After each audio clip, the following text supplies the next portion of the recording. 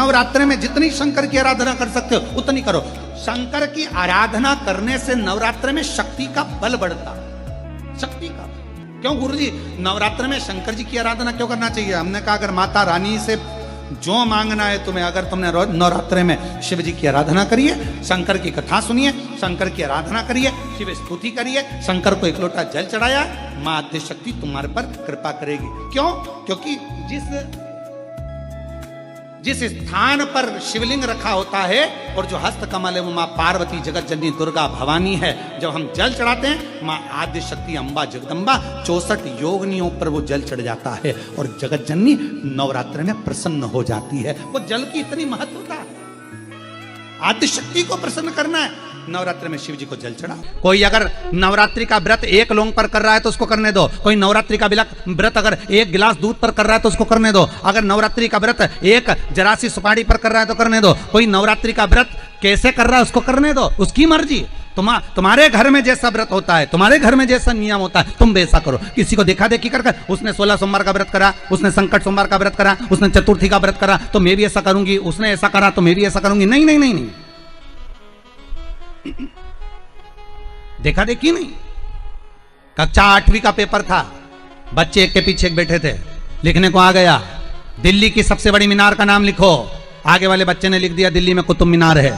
पीछे वाले बच्चे को भी याद था कि दिल्ली में कुतुब मीनार सबसे बड़ी मीनार है, पर आगे वाले का देखकर लिख दिया दिल्ली में कुतिया बीमार है। देखा देखी में काम बिगड़ गया। देखा देखी नहीं करना। उस बच्ची ने तो घबराहट के कारण, उस बच्ची ने तो बारात सामने खड़ी थी इसलिए गंदगी कर दी थी, पर गांव के लोगों ने जान कर कि यहां सोना चांदी बन जाएगा, अपनी बहुओं को अपनी बेटियों को भेजना चालू कर दिया। एक दिन बाबा शंकर बड़े क्रोधित हो गए, बड़े क्रोधित हो गए। उन्होंने पूरे उस मंदिर को, उस गांव को ही उलट दिया और वहां टीला बन गया।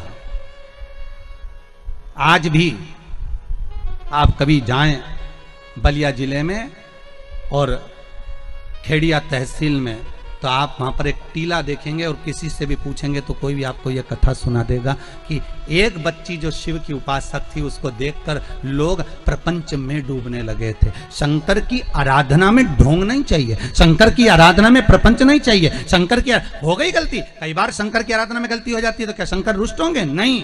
शंकर अगर देख लेंगे कि 50 दिन अच्छा काम करा है इसने, एक दिन गलती भी कर दी तो बाबा स्वीकार कर लेगा। पर बाबा से बस मन आपका पवित्र होना चाहिए, इच्छा आपकी पवित्र होना चाहिए। आपके भीतर अहंकार, काम, लोभ, विषय, वासना, आसक्ति, तृष्णा, अहंकार नहीं होना चाहिए। भगवान उसको स्वीकार कर लेगा।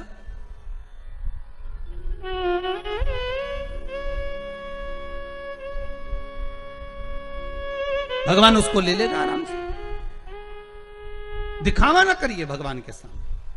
मेरे शंभू को आप दुनिया के मंदिर में दिखावा करो चल जाएगा, पर शंकर को नहीं चाहिए। शंकर कहते मेरे मंदिर में आओ, एक लोटा पानी चढ़ाओ, बम बम बोलो, अपने घर जाओ। फालतू बैठने की जरूरत नहीं है, फालतू मेरा टाइम बर्बाद करना मत। सारे देवी देवताओं के मंदिर में बैठने की जगह होती है, शंकर जी के मंदिर में बैठने की जगह नहीं होती। इतना पानी ढोल के जाते हैं कि साड़ी भी बचा के चलना पड़ती है।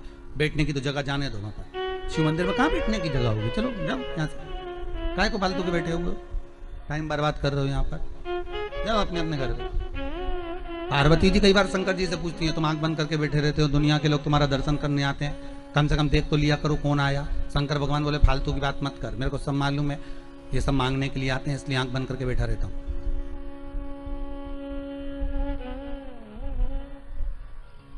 पार्वती जी बोली ऐसा कोई होता है क्या? शंकर भगवान बोले तेरी पड़ोसन क्या करके देख ले, रोज पड़ोसन क्या जाना, जीजी की जरा एक कटोरी घी दे दे, जीजी जरा तेरी चप्पल दे दे, जीजी तरह जरा सा मोबाइल दे दे, जीजी तरह थोड़ा सामान दे दे। रोज रोज मांगने जाओगे तो पड़ोसन भी दरवाजा बंद कर लेगी, तो मैं तो आंख ही बंद कराऊंगा। तो आंख कब खोलोगे? शंकर भगवान बोले जो मेरे लिए आएगा तो आंख खोल लेता हूं। मैं जानता हूं मेरे भगत को कि ये मेरे लिए आता, मांगता कुछ भी नहीं है, बस आता ही है, दूध चढ़ाएगा, जल चढ़ाएगा, बेलपत्री चढ़ाएगा। और ऐसा बावरा कभी कभी बेलपत्री भी नहीं लाता, तो झाड़ू पोछा लगाकर हाथ धोने के बाद जो पत्ती पत्ती मिल जाती है उसी को धो के चढ़ा के चले जाता है। ये भगत है मेरा, ये भक्त है, इसको दिखावे से मतलब नहीं है। और एक रोज मंदिर जाए न 25 बार तो साड़ी का पटली जमा है, पटरी जमा के फिर पिन मिन लगा के फिर पल्लू मल्लू लई के और एक बास्केट उतार ले, उसमें लोटा भर पानी मानी सब धर के, और इतनी बड़ी बिंदी लगा के ऐसी नोटंकी करके कि इसके बराबर कोई मंदिर नहीं जाए साहब, ये तो बड़ी धर्मात्मा, इसके बराबर कोई धर्मात्मा नहीं। बाप रे, रोज आए रोज मंदिर और ऐसी पूजन करे साहब, 2 घंटा तक तो माला लेने बैठी रहे, और इतने में कहीं की आवाज करते तो चिल्लाती भी है, उधर जाओ उधर जाओ।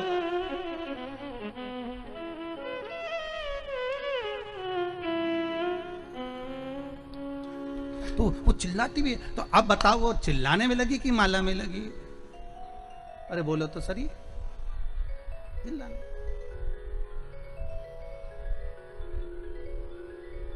अब ऐसे ही तुम हवन में बैठो, मालूम पड़े तुम सचंडी का हवन कर रहे हो, यज्ञ कर रहे हो, और मालूम पड़े पंडित जी ओम ब्रह्मचारिणे स्वाहा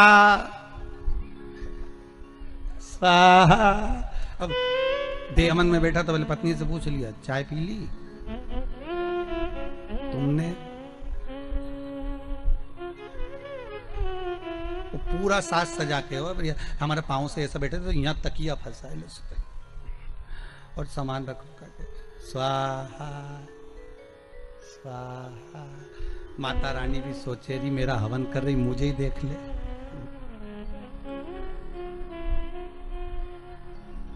सुख वस्तु में नहीं मारा, फिर वही बात आ गई, भगवान को नहीं पसंद छल, भगवान को दिखावा नहीं पसंद, नहीं चाहिए चांदी की थाली में भोजन भगवान शंकर को, नहीं चाहिए शंकर भगवान को सोने की अटारियां। ऐसे सोने के महल तो शंकर भगवान लंका के राजा रावण को दिया थे, ले तू इधर ले ले। हाथ में कड़ा था, उतार कर भस्मासुर को दे देते, ले जिस पे हाथ रखे वो ही भस्म। भस्मासुर ने सोचा प्रैक्टिकल ही कर लो, शिव जी के पीछे पड़ गया। शंकर भगवान भागे, भगवान विष्णु के पास पहुंचे। भगवान विष्णु ने पूछा क्या हो गया? कि भस्मासुर आ रहा है। तो क्या उसको वर किसने दिया? तो कि मैं नहीं दिया। तो किसको भस्म करने आ रहे? तो कि मेरे को ही आ रहा है। भगवान विष्णु बोले तो थोड़ा तो विवेक से काम करा करो, हर किसी को हर कोई सा आशीर्वाद दे रहे। तो शंकर भगवान बोले हमारा नाम भोला, हम तो भोला, इसलिए तो नाम भोला पड़ा कि हर कुछ को हर किसी को जो मन पड़े वो वर दे दे। एक चोर शंकर जी के मंदिर में चोरी करने गया, स्टूल नहीं था, टेबल नहीं थी, कुर्सी नहीं थी, शंकर जी के शिवलिंग पे चढ़ गया। शंकर जी वहीं प्रसन्न हो गए, मांग तुझे क्या चाहिए? उसने कहा भोलेनाथ कभी तो प्रसन्न नहीं हुए, शिवरात्रि पे सावन में कभी प्रसन्न नहीं हुए, आज कैसे हुए? शंकर भगवान बोले लोग जल चढ़ाए धतूरा चढ़ाए, तू तो पूरा ही चढ़ गया, बड़ी कृपा करिए, इससे बढ़कर करुणा तू तो मांग ले, तेरे को क्या चाहिए? शिव बढ़ा दया, उसका नाम ही भोला। अब देवऋषि नारद पूछ लिए क्या हुआ क्या है? तो कि महाराज जी मेरा पांव ठीक करा दो। तो पांव ठीक कराना है तो शंकर का स्तमन करो, गंगा के घाट पर जाकर शिवलिंग का निर्माण करो, उस शिवलिंग का निर्माण कर कर उसकी आराधना करिए, ठीक है? और उसकी आराधना में जब शंकर भगवान की आराधना में शनि महाराज डूब गए, ऐसी आराधना शनि महाराज ने करी कि शंकर भगवान प्रसन्न हो गए। क्या मांगते हो शनि? शनि कहते हैं बस इतनी कृपा कर दीजिए, मेरा पांव ठीक कर दीजिए। शनि तेरा पांव तो ठीक कर दूंगा पर उसमें थोड़ी सी लचक रह जाएगी, चिंता मत करना, तूने मेरा अनुमोदन। नवरात्र में आप एक विशेष ध्यान रखें प्रत्येक नवरात्र में कि हमें शंकर भगवान की शिवलिंग की पूजन करना है। और एक और बात समझ लें, 2 शिवलिंग का निर्माण नहीं भी कर सकते हैं तो एक शिवलिंग का निर्माण करें और उस शिवलिंग के पास में ही एक छोटा सा मिट्टी का ढेला रखकर मां जगत जननी जगदम्बा का भी पूजन कर सकते। आपको नहीं बनाना 2 शिवलिंग, तो एक शिवलिंग एक मिट्टी का थोड़ा सा। ऐसा नहीं है कि मेरी माता दुर्गा भवानी पिंडी के रूप में नहीं पूजाती है। पार्थिव लिंग का निर्माण करें, 2 पार्थिव लिंग, उसमें एक शिवजी का स्मरण करें और एक में माता पार्वती जी का स्मरण। देवादिदेव महादेव के 2 स्वरूप, 2 लिंग प्रकट कर करें, घी का दीप लगाएं, पूजन करें और बाद में उन शिवलिंग को, उन पुष्पों को विसर्जन करें। किसी भी नदी में, तालाब में, बावड़ी में, अगर वहां नहीं विसर्जन कर सकते हैं तो किसी वृक्ष के नीचे उनका विसर्जन कर दें। शिव को आप और हम केवल महसूस कर सकते हैं, उसकी कृपा आप और हम केवल महसूस कर सकते हैं, उसकी दया को आप और हम केवल महसूस कर सकते हैं, महसूस कर सकते हैं। अब कोई कहे कि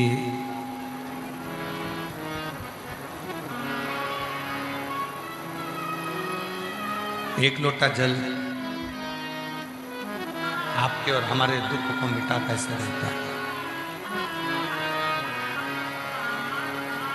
एक लोटा जल आपके और हमारी तकलीफों का, हमारे कष्टों को, आपके कष्टों को मिटा कैसे देता है? हमारे दुख तकलीफ को, हमारे कष्टों को मिटा कैसे देता है? तो वो जो कहा जाता है एक लोटा जल सारी समस्या का हल,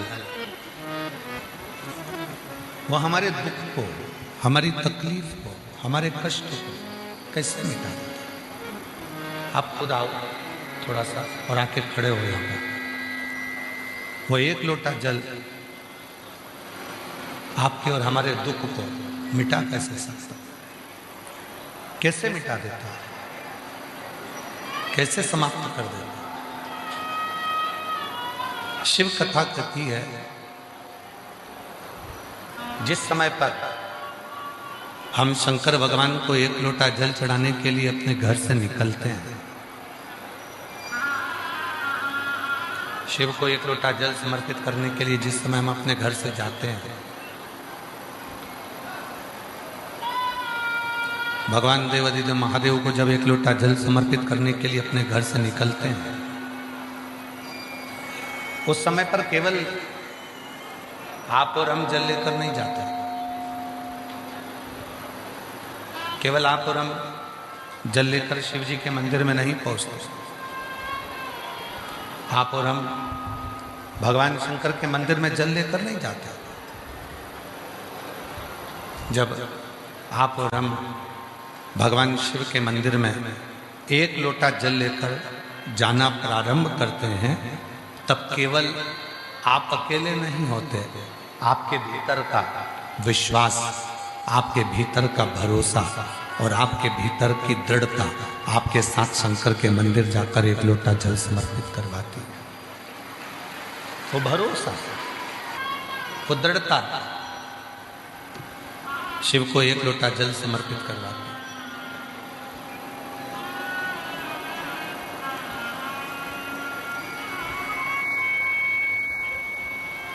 और विश्वास के साथ किया गया यदि कोई कर्म है, भरोसे के साथ किया गया यदि कोई कर्म है, दृढ़ता के साथ किया गया यदि कोई कर्म है, तो वो हमें फल जरूर देगा। लाखों की संख्या में आप सब आए, लाखों की संख्या में आप सब पहुँचे, लाखों की संख्या में आप सब पहुँचे यहाँ पर भगवान शंकर की कथा श्रवण करने के लिए आए, शिव पुराण सुनने के लिए, श्रवण करने के लिए आप लोग यहाँ पहुँचे हैं।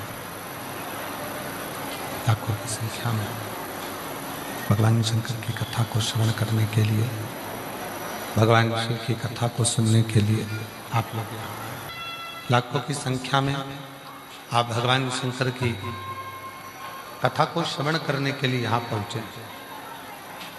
कौन लेकर आया आपको?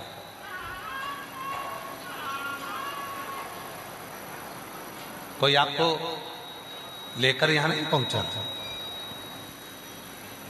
कोई आपको लेकर यहाँ नहीं आया कि पाटिल जी ने या समिति ने या सीहोर वाले बाबा ने आपको गाड़ी भेजी हो और आप उस गाड़ी में बैठकर यहाँ पहुंचे।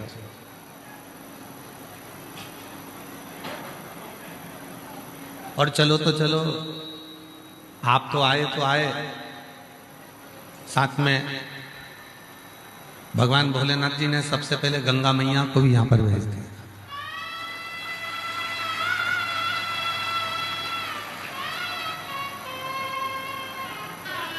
कथा चालू होने के पहले सुबह सुबह यहाँ ऐसा लग रहा था जैसे कैलाश पर्वत पर आकर बैठ गए। शिव महापुराण की कथा में वर्णन आता है उमा सहिता में, जब कोई स्त्री, कोई पुरुष, कोई बेटा, कोई बेटी, कोई नारी, कोई बच्चा, कोई संत, कोई साधु, कोई सन्यासी, कोई तपस्वी, कोई साधक, कोई उपासक जब भगवान शंकर को जल समर्पित करता है या एक चावल का दाना शंकर जी के ऊपर समर्पित करता है, चावल का दाना जब शिव जी पर चढ़ता है उस समय पर संकल्प हो जाता है कि शंकर भगवान को जब चावल का दाना दिया जाता है उस समय पर शिव उसको वचन दे देते हैं कि तेरे दुख के समय पर इस चावल के दाने के वचन को निभाने के लिए मैं खुद आऊंगा। अब इसका प्रमाण कहां मिलेगा कि चावल के दाने में ऐसा क्या होता है कि भगवान को वचन देने के निभाने के लिए आना पड़ता है? तो श्रीमद् भागवत कथा, श्रीमद् भागवत किस किसने सुनी? हाथ उठाओ जरा, भागवत जी किस किसने सुनी? सबने सुनिए। श्रीमद् भागवत कथा में सुदामा जी के चरित्र का स्मरण करिए। क्या ले गए थे सुदामा जी भगवान कृष्ण के पास में? तंदूल, चावल।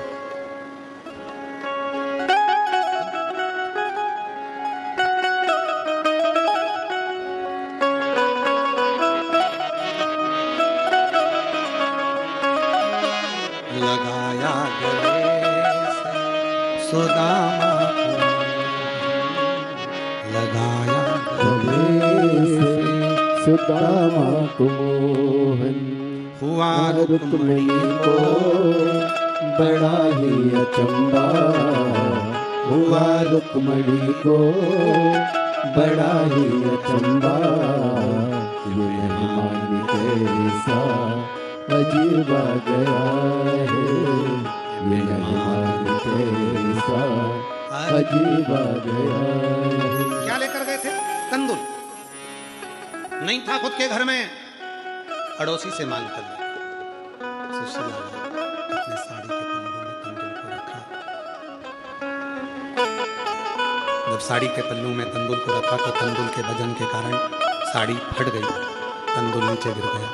सुशीला ने साड़ी के 4 भाग कर लिए और तंदूल को बटोर कर उसने रख लिया।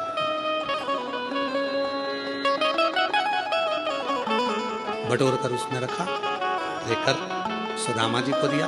सुदामा जी ने बाजू में दबाया, लेकर चल दिया।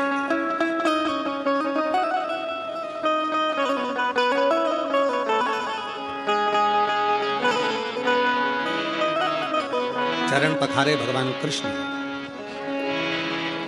मेरी भाभी ने कुछ भेजा, सुदामा जी ने छुपाया, कृष्ण ने निकाली, तंदूल लेकर हाथ में 3 लोक का राज्य सुदामा जी को दे दिया। एक, केवल एक चावल का दाना जब शंकर भगवान को चढ़ता है तो 3 वचन शिव जी दे देते हैं। 3 वचन देते हैं। एक चावल के दाने पर, एक बेलपत्र पर, एक पत्र पर।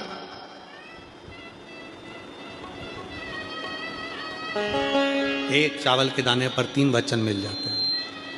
जैसे ही शिवलिंग के ऊपर आखा, आखा जानते हो ना आप लोग, क्या बोलते हैं इधर महाराष्ट्र में? आखा, पूर्ण, अक्षत। एक चावल का दाना आखा, खंडित नहीं है, पूर्ण आखा अक्षत जब शिव को समर्पित किया जाता है, वो एक चावल का दाना 3 वचन को दे देता है। शिव कहते हैं तूने मुझे जो अक्षत दिया है, ये आखा चावल का दाना जो तूने मुझे दिया है, मैं भी तुझे मृत्यु की सैया तक पूर्ण रखूंगा, तुझे तड़पने नहीं दूंगा। दूसरा वचन देते हैं भोलेनाथ एक चावल के दाने से। दुनिया में केवल एक अन्न है, चावल, जो कभी वापिस चावल से पैदा नहीं होता। गेहूं, गेहूं से पैदा होगा, चना, चने से पैदा होगा, सोयाबीन, सोयाबीन से पैदा होगा, और केवल एक चावल ऐसा होता है जो चावल से चावल पैदा नहीं होता, उसका रोप लगाना पड़ता है और रोप से वो धान पैदा होती है। तो ये वापिस जन्म नहीं ले सकता, ये पूर्ण हो गया। तो शिव जी दूसरा वचन देते हैं, जिसने मेरे शिवलिंग पर अक्षत चढ़ाया है उसका दूसरा जन्म नहीं होता, वो पूर्ण हो जाता है। मेरा तीसरा वचन एक चावल के दाने से शिव देते हैं, एक चावल तूने मुझे अक्षत दिया, तूने मुझे अक्षत दिया, शंभु शंभु शंभु, तूने मुझे अक्षत दिया। और ये अक्षत जो तूने मुझको दिया है, अक्षत का मतलब होता है कभी क्षय ना हो, समाप्त ना हो। तूने मुझे अक्षत दिया है, तेरे घर का वैभव और तेरे घर का धन कभी समाप्त नहीं होगा, वो पूर्ण ही बना रहेगा। एक चावल का दाना 3 वचन शिव से ले लेता है, 3